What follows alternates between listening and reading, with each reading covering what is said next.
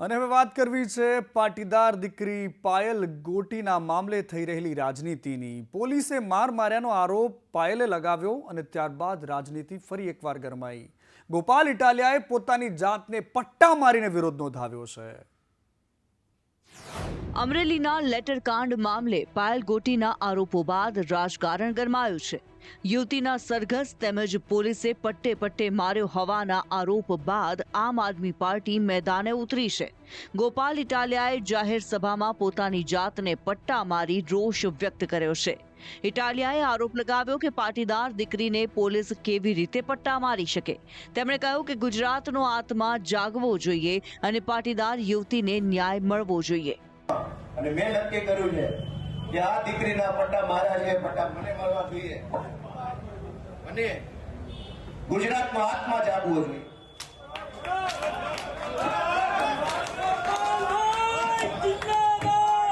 ગુજરાતનો આત્મા જાગવો જોઈએ। હવે ગુજરાતનો આત્મા જાગવો જોઈએ। આત્મા જાગવો જોઈએ। ગુજરાત આખાનો દીકરીને પટ્ટા કેવી રીતે પોલીસ મારે મૂકી દો। ગુજરાતનો દોસ્તો આત્મા જાગવો જોઈએ। આત્માની અંદર લાગવું છે દીકરીને પોલીસ કેવી રીતે પટ્ટા મારી શકે દોસ્તો। અને ગોપાલ ઇટાલિયાના પટ્ટામારને રાજનીતિ પણ થઈ રહી છે। ભારતીય જનતા પાર્ટી અને સ્ટન્ટ કહે છે, પરંતુ આમ આદમી પાર્ટીના પ્રદેશ અધ્યક્ષ ઈશુદાન કહી રહ્યા છે કે પોલીસે દીકરીને પટ્ટાથી માર મારી અને ભાજપની અહંકારી સરકાર છે। ભાજપના નેતાઓ દીકરીઓને રક્ષણ નથી આપી શકતા। જનતાના આત્માને જગાડવા માટે ઇટાલિયાએ પટ્ટા માર્યા છે। દીકરી કોઈ પણ સમાજની હોય, ચાહે પાટીદારની હોય, ચાહે દલિતની હોય, ચાહે બ્રાહ્મણની હોય કે રાજપૂતની હોય, એક મારા ગુજરાતની દીકરી છે। પોલીસે એની સાથે કંઈ પણ વર્તન કર્યું હોય કે ગેરવર્તન કર્યું હોય તો એ જવાબદારી જોવાની એ ગુજરાત સરકારની છે અને ગુજરાત સરકાર ચોક્કસ એ જોશે। પણ દીકરીની ફરિયાદ જો હશે તો જે પણ પોલીસ અધિકારીએ કોઈ પણ એની સાથે ગેરવર્તન કર્યું હશે તો એની પર પગલાં લેતા ભારતીય જનતા પાર્ટીની ગુજરાત સરકાર ક્યારેય અચકાશે નહીં। જ્યારે આમ આદમી પાર્ટી હોય કે કોંગ્રેસ હોય, આવા કોઈ પણ બનાવો બને, ચાહે કચ્છનો બનાવ હોય કે અમરેલીનો બનાવ હોય કે કોઈ પણ જગ્યાનો બનાવ હોય, એને રાજકીય રંગ આપવા માટે માહિર છે। ગોપાલભાઈ છેલ્લા 3-4 દિવસથી ત્યાં હતા। એમણે આ પીડા જોઈ, એનાથી રેવાયું નહીં, કારણ કે હજી સત્તા બદલાતો તો હજી પણ આ 3 વર્ષ આ અભાગીઓના 3 વર્ષ છે। હજી તમે વિચાર કરો, અત્યારથી આપણી જો કેટલી દ્રૌપદીઓજીના ચીરહરણ થઈ રહ્યા છે તો 3 વર્ષમાં તો શું નહીં કરે। અને એની પાસે એટલી સત્તા છે અને સત્તાની સામે આપણે ન્યાય તો અપાવીએ, કોશિશ કરીએ, પણ ન્યાય મળી નથી શકતો ને। અને આ તરફ વાવ થરાદ જિલ્લો જાહેર થતાની સાથે જશ્નનો માહોલ છે, પરંતુ બીજી બાજુ વિરોધ પણ થઈ રહ્યો છે। અને આ બધાની વચ્ચે શંકર ચૌધરીએ કહ્યું કે પ્રધાનમંત્રી મોદીનો સરહદી ધરતી પ્રત્યેનો આ પ્રેમ છે, જેના કારણે આપણને એક નવો જિલ્લો મળ્યો છે। વાવ થરાદ જિલ્લાની જાહેરાત બાદ વિધાનસભા અધ્યક્ષ શંકર ચૌધરીનું ભવ્ય સ્વાગત કરવામાં આવ્યું। શંકર ચૌધરીએ કહ્યું, લોકોને 150 કિલોમીટર સુધી હવે ધક્કો નહીં ખાવો પડે અને બંને જિલ્લાના વિકાસના કામો સમાંતર થશે। ચૌધરીએ કહ્યું કે બંને જિલ્લાઓને સરકારી ગ્રાન્ટ પણ વધુ મળશે। નવો જિલ્લો બનવાને કારણે અનેક રીતે થશે, આ સરહદી વિસ્તાર અનેક રીતે આગળ વધશે અને આવનારા સમયમાં સામાન્ય માણસને આના ખૂબ મોટો ફાયદો થશે। તંત્રમાં ડબલ જેટલા અધિકારીઓ, ડબલ જેટલા કર્મચારીઓ, ડબલ જેટલી ગ્રાન્ટો, વ્યવસ્થાઓ, સુવિધાઓ ઊભી થશે। આરોગ્યની હોય, શિક્ષણની સુવિધાઓ ઊભી થશે। કૃષિ આધારિત જિલ્લો છે એટલે ખેતીની અંદર પણ ખૂબ મોટું કામ અહીંયા આ વિસ્તારની અંદર થશે। અને આ તરફ નિરમાના કરશનભાઈ પટેલ એક નિવેદન આપીને ફરી એકવાર રાજનીતિના વંટોળને જગાવ્યું। એમણે કહ્યું કે પાટીદાર આંદોલનથી કશું જ નથી મળ્યું અને ત્યારબાદ પાટીદાર અગ્રણીઓ, નેતાઓ રીતસર તૂટી પડ્યા। આજે એસપીજીના અધ્યક્ષ લાલજીભાઈએ પણ કહ્યું કે એમની વાતને મારો ટેકો છે કે કેટલાક લોકોએ રાજકીય રોટલા શેક્યા છે, પરંતુ બીજી બાજુએ આંદોલનકારી નેતાઓ રીતસરની ધોંસ બોલાવી રહ્યા છે। ઉદ્યોગપતિ કરશન પટેલના નિવેદન પર એસપીજી અધ્યક્ષ લાલજી પટેલે પણ સુર પુરાવ્યો છે। તેમણે કહ્યું કે આંદોલનથી રાજકીય રોટલા શેકાયા એ વાત સત્ય છે, તો હાર્દિક પટેલે લેવા કડવાની રાજનીતિ ગણાવી છે। તો આ તરફ લલિત કગથરાએ કરશન પટેલ પર સવાલો ઊભા કરી દીધા છે। સંકુચિત વિચારસરણી છે એ બોયલા લેવા પાટીદારની દીકરી, આમાં પણ ભાગલા લેવા કડવાના હશે એવું મને લાગે છે એના વિચાર ઉપરથી. મારે ખબર નથી. અમે તો કેશું બાપા મુરબ્બી છે, અમારા માટે સંબંધનીય છે. 10, 15, 20 દાડા થાય એટલે સમાજને લેવા કડવાના ભાગોમાં વહેંચતા હોય છે. એટલા માટે થઈને વારંવાર નિવેદનબાજી કરીને સમાજના ભાગલા પાડવાનું કામ કરે છે. પાટીદાર અનામત આંદોલનના કારણે ઈડબ્લ્યુએસ થી જેઓ નોકરીઓમાં લાગ્યા છે ને એમના સન્માન થયા છે. એટલે પહેલા તો મારે કાકાને કેવું છે કે તમે જેમનું સન્માન કર્યું એમને પૂછો કે આંદોલનથી શું લાભ થયો છે. જે તમે જે મંચ પર બોલ્યા છો ને એ મંચ જ આંદોલનના કારણે ઊભું થયું છે, બાકી ન થયું હોત. આત્મજ્ઞાનનો સવાલ જ નથી. આત્મજ્ઞાન તો જ્યારે બનાવ બનતા હોય ત્યારે થતું હોય છે. એટલે ખાસ કરીને જ્યારે એમણે આ નિવેદન આપ્યું છે ત્યારે એનો સંપૂર્ણપણે રાજકીય એટલે કે એક સત્તા પક્ષ બાજુનો લગાવ જોવા મળી રહ્યો છે. અને આ તરફ ભાજપના જિલ્લા અને મનપાના પ્રમુખને લઈને રીતસરની હોડ જામી છે. દરેક જિલ્લામાંથી સરેરાશ 25થી વધારે દાવેદારો મેદાનમાં છે. બધાને પ્રમુખ બની જવું છે. ભાજપમાં 33 જિલ્લાના પ્રમુખ અને 8 મનપાના પ્રમુખ બનવા માટે જાણે હોડ જામી છે. પ્રમુખ બનવા માટે 1300થી વધુ ફોર્મ ભરાયા છે અને દરેક જિલ્લામાં સરેરાશ 25થી વધુ દાવેદારો જોવા મળ્યા છે. સૌથી વધુ દાવેદારો બનાસકાંઠામાં નોંધાયા છે, જ્યારે મનપા માટે સૌથી વધુ દાવેદારો સુરતમાં નોંધાયા છે. મનપાની વાત કરીએ તો અમદાવાદ મનપામાં 25, વડોદરા મનપામાં 55 ઉમેદવારો, ગાંધીનગર મનપામાં 35 ઉમેદવારો, તો જૂનાગઢ રાજકોટ મનપામાં 33 ઉમેદવારો મેદાને છે. તો ખેડા, આણંદ, નર્મદા, ભરૂચમાં પણ દાવેદારોનો રાફડો ફાટ્યો છે. તો આ તરફ ચીનમાં જે વાયરસ આવ્યો છે HMPV, એ જ વાયરસ હવે ગુજરાતમાં પણ દસ્તક દઈ ચૂક્યો છે. 2 મહિનાના બાળકનો રિપોર્ટ પોઝિટિવ આવ્યો છે. સાવધાન રહેજો, સચેત રહેજો. આરોગ્ય વિભાગ કહી રહ્યું છે કે ડરવાની જરૂર નથી. અમદાવાદની ખાનગી હોસ્પિટલમાં 2 મહિનાના બાળકનો HMPV રિપોર્ટ પોઝિટિવ આવ્યો છે. બાળકમાં શરદી અને તાવના લક્ષણો જોવા મળ્યા હોવાનું ડોક્ટર નીરવ પટેલે જણાવ્યું છે. આ બાળક હાલ એકદમ સ્વસ્થ છે. કહીશ કે કોઈ ચિંતા કરવાની કે કંઈ અમદાવાદમાં આવી ગયો છે એવું બી કંઈ વાત કરવાની મને જરૂર લાગતી નથી. હા, મેટાનિમો વાયરસ છે, આ તો અમે પહેલાં બી જોતા હતા. એ ઓલમોસ્ટ અમે લોકો લગભગ 2001-2થી આવા જોઈ રહ્યા છીએ. હ્યુમન આવે, એવિયન આવે, જેમ કોરોનામાં નહોતા આપણે બહુ બધા ટાઈપ આવે. કોરોના કેવું નહોતું કે 2017માં કે 18માં પહેલી વાર આવ્યો, એના પહેલાં બી હતો. તો આ તરફ સરકારે પણ કહ્યું કે ચિંતા કરવાની કોઈ જરૂર નથી. ટેસ્ટ કરવાનો છે. ટેસ્ટ માટેની કીટો પણ આપણે હવે એ વ્યવસ્થા કરવા તરફ છીએ અને લગભગ 2-3 દિવસમાં દરેક હોસ્પિટલમાં આ કીટો ટેસ્ટિંગ. HMPV વાયરસનો અમદાવાદમાં 1 કેસ છે, જ્યારે 2 કેસ બેંગલુરુમાં છે. અને આ તરફ આયુષ્માન કાર્ડ અંગે સરકારની નવી SOPને લઈને દર્દીઓમાં મુશ્કેલી વધી છે. આયુષ્માન કાર્ડમાં સારવાર માટે અપ્રુવલ નથી મળતું અને એની ફરિયાદો લગાતાર વધી રહી છે. આયુષ્યમાન કાર્ડની નવી SOP દર્દીઓ માટે મુશ્કેલી ઊભી કરી રહી છે. હાલમાં સ્કેનિંગ થઈ રહ્યું હોવાથી આયુષ્યમાન કાર્ડમાં સારવાર માટે એપ્રુવલ ન આવતું હોવાથી ઇમરજન્સી દર્દીઓની મુશ્કેલી વધી રહી છે. સંખ્યાબંધ ફરિયાદ બાદ સુરતના ધારાસભ્યએ મુખ્યમંત્રીને પત્ર લખીને સમસ્યા હલ કરવા માટેની માંગણી કરી છે. ખ્યાતિ હોસ્પિટલમાં આર્થિક લાભ માટે ખોટા ઓપરેશન કરીને કૌભાંડ કરવામાં આવ્યું હતું, પરંતુ હવે ભોગવવાનું પ્રજાએ પડી રહ્યું છે. ખોટું ના થાય એના માટે બધું કરવું જોઈએ, એમાં કંઈ મારી ના નથી. પરંતુ મૂળ વાત મારી એ છે કે એજન્સી બદલાય, SOP બદલાય તો એપ્રુવલ આવતું બંધ થઈ જાય. આજે મારી પાસે લિસ્ટ છે, 11 કાર્ડ મારી પાસે જે આવ્યા છે. 27 તારીખના 2 છે, 30 તારીખ, 31 તારીખ, 1 તારીખ અને 2 તારીખના 3 છે. આ ખાટલા પર હોસ્પિટલના બિછાના પર રાહ જોઈ રહ્યા છે એપ્રુવલની. બધા હૃદયરોગના હુમલા છે.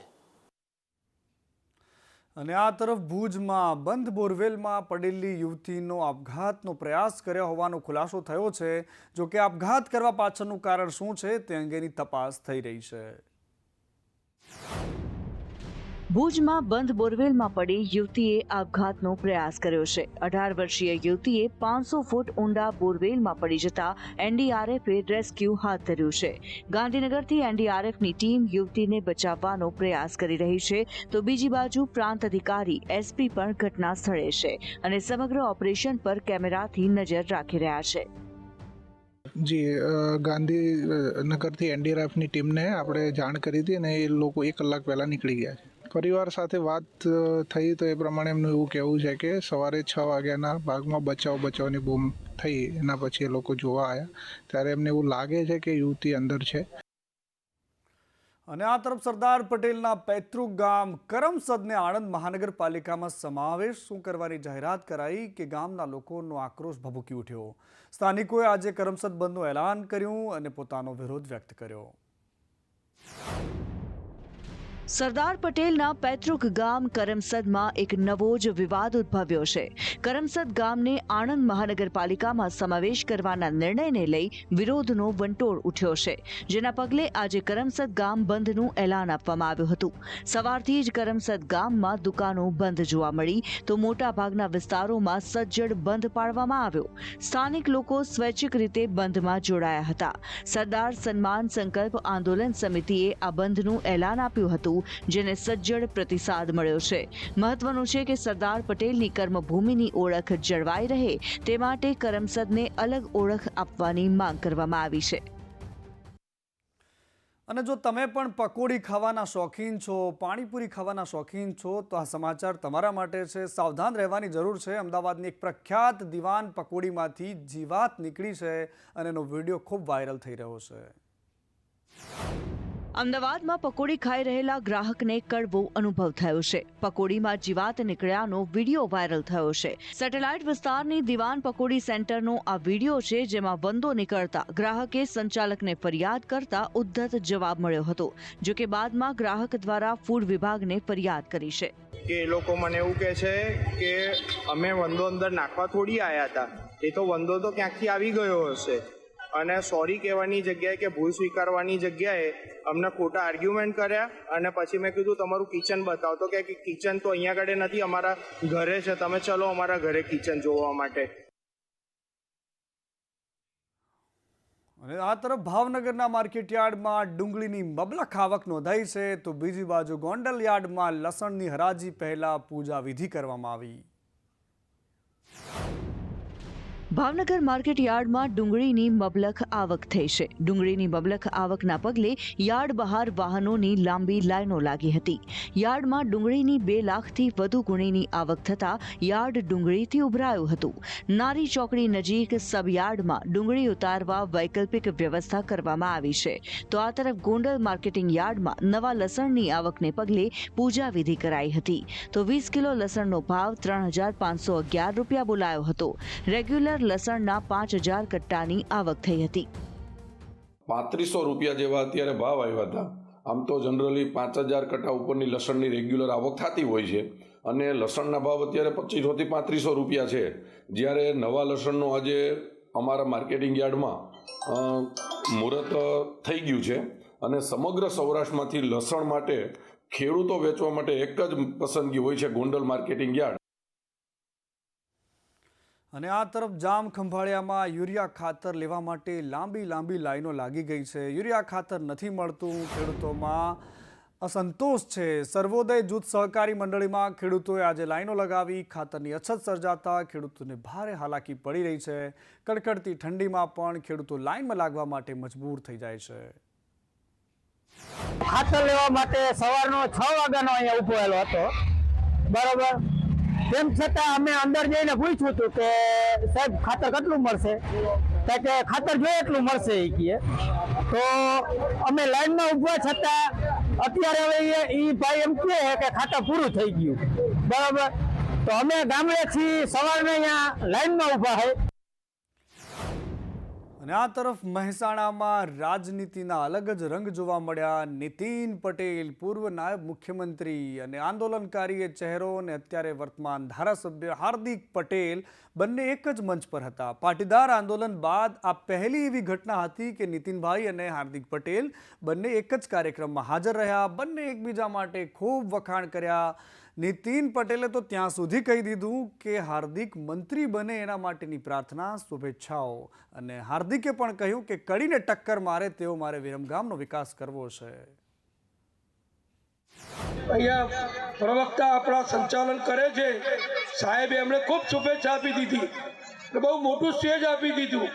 એ સ્ટેજ હું અત્યારે નહીં બોલું, પણ હું એમ કહીશ કે પહેલું સ્ટેજ મંત્રીનું આવે. એટલે પહેલાં મંત્રી બને એવી આપણે બધા ઉમિયા માતાને પ્રાર્થના કરીએ. પછી બીજું સ્ટેજ જ્યારે આવે ત્યારે આવે.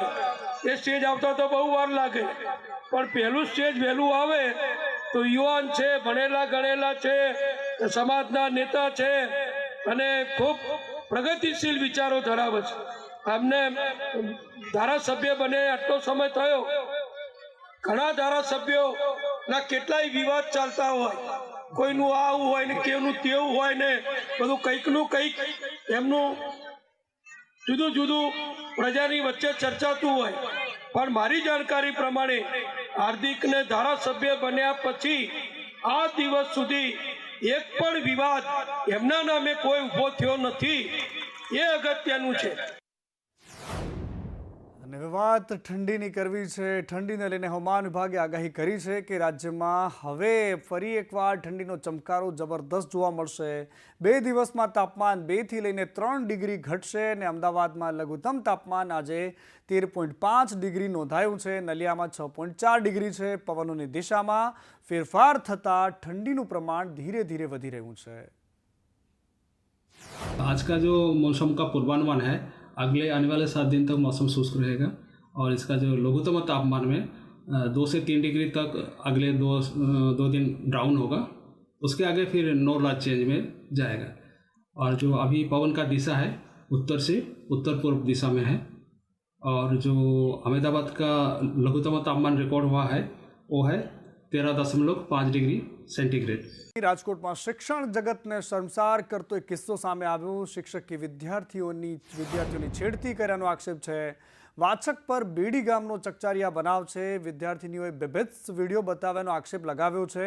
શિક્ષક વિદ્યાર્થીનીઓની સામે અર્ધનગ્ન થતો હોવાનો પણ આરોપ લગાવ્યો છે. એક લંપટ શિક્ષક કમલેશ અમૃતિયા વિરુદ્ધ ફરિયાદ થઈ છે. કમલેશ અમૃતિયા અમારા 5મા ધોરણમાં છોકરીઓને ભણાવે છે. એ ખરાબ વિડીયો દેખાડે છે મોબાઈલમાં છોકરીઓને અને અડપલા કરે છે અને પોતાના કપડાં ઉતારીને છોકરી અમે ઊભો રહીએ છીએ 2 વાગ્યાની રિસેટમાં. ખાસ કરીને 2 વાગ્યાની રિસેટમાં ઊભો રહીએ એટલે બીજી છોકરી બાયણે વહી જાય ને 3-4 છોકરીને રોકી રાખે રિસેટમાં. એવું કરે છોકરીઓ અમને એવું કીધું. પાછળના રૂમમાં જ્યાં કેમેરા નથી, રિસેટમાં કેમેરા છે રૂમમાં, પાછળના રૂમમાં કેમેરા નથી, ત્યાં લઈ જાય રિસેટમાં અને પોતાનું પેટ ઉતારીને હમ ઊભો રહીએ એવું અમને છોકરીઓ કહે. સજા તો એને હવે જે કાયદાકીય થતી હોય થાય, પણ ડિસ્પ્યુટ કરીને થોડીક સજા થાય તો આમાં બીજાને કાંઈક શીખ મળે એવું થાય. અને આ તરફ દાહોદમાં ટોકન પ્રથા મામલે લોકોમાં આક્રોશ છે. લીમખેડા મામલતદાર કચેરીમાં ટોકન ફરજિયાત કરાતા અરજદારોમાં ગુસ્સો છે. કચેરીમાં અરજદારોને ફરજિયાત 20 રૂપિયાનું ટોકન લેવું પડે છે. ટોકન બીજા દિવસે નહીં ચાલતા અરજદારો પરેશાન છે, ત્રાહિમામ છે.